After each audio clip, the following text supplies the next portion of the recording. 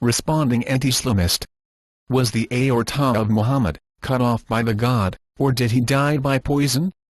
Have you ever found yourself in a situation where the bigot anti-Islamist questions you about Islam, or Muhammad, the messenger of God, and puts you in an awkward state? Questions such as, do you know that your prophet died of poison? Do you know that Allah killed your prophet?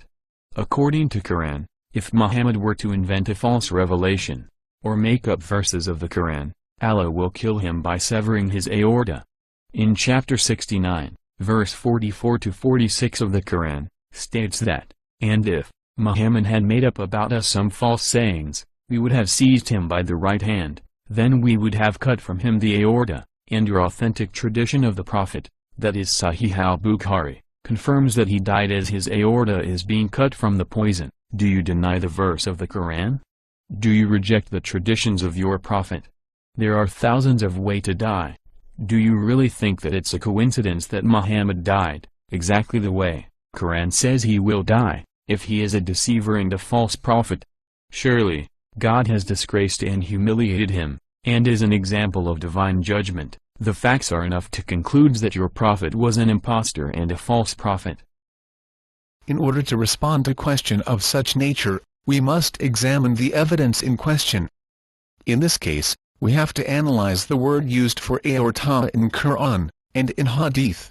In Quran, the Arabic word used for aorta is al-wachina. Let's take the Arabic root word, watanun. Arabic word mostly consists of trilateral root, which is made up of three Arabic letter, in this situation, wa, ta, nun. The meaning of al-wachina is aorta. Next. Hadith. 4 years before the death of the Messenger of God, he was treacherously poisoned by the enemies, at Khaybar. Yet, some major events with difficult journeys, in a diverse condition, took place in his last 4 years. This includes the expedition of Khaybar, in 628, which was a distance of 171 kilometers, and takes around 3 days. Next year, he went to Mecca for pilgrimage, which requires 440 kilometers traveling in 8 days. Following that year, conquest of Mecca took place, at a distance of 440 kilometers, in 10 to 12 days, where he was the commander-in-chief. In the same year, there was also the Battle of Hunayn, which was 72.5 kilometers and about 1 day journey. In the year 631, expedition to Tabuk took place, which was 629 kilometers and requires around 11 days journey. And the last journey that Messenger of God took, to Mecca, his last pilgrimage, which was 440 kilometers in 8 days, in the year 632. These figures does not include the return journey. Only the time and distance to reach the destinations are mentioned, not the events. Furthermore, these journeys were taken in the intense heat of the desert, and was on the back of a camel or on foot, which is extremely difficult. Therefore, it would be impossible for a man, who be on the verge of death, as claimed by the anti-Islamist. Let's examine the word that has been used for aorta in the Hadith. The word used is abhari. Let's take the Arabic root word, bahara, that is the three Arabic letter, ba, ha, and ra. Now, let's examine this word. Abhari means shortness of breath, breathlessness, suffocation. If we compare the two words, al-wachina means aorta, whereas abhari means shortness of breath, breathlessness, suffocation. Therefore, those two words are not the same.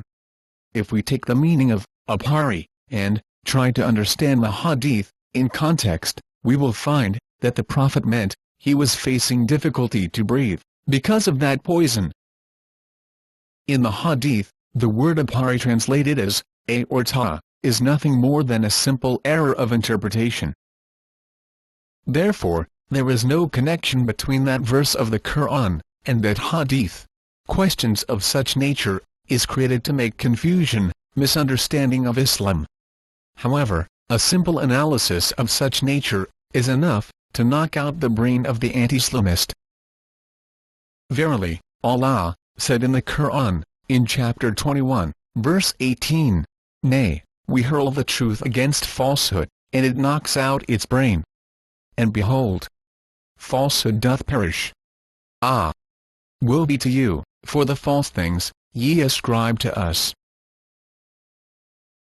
Please, convey this message with your family, friends, neighbors etc., otherwise, misconception of such nature will just grow without any solution. And follow us on YouTube, at youtube.com/user/ncapcs.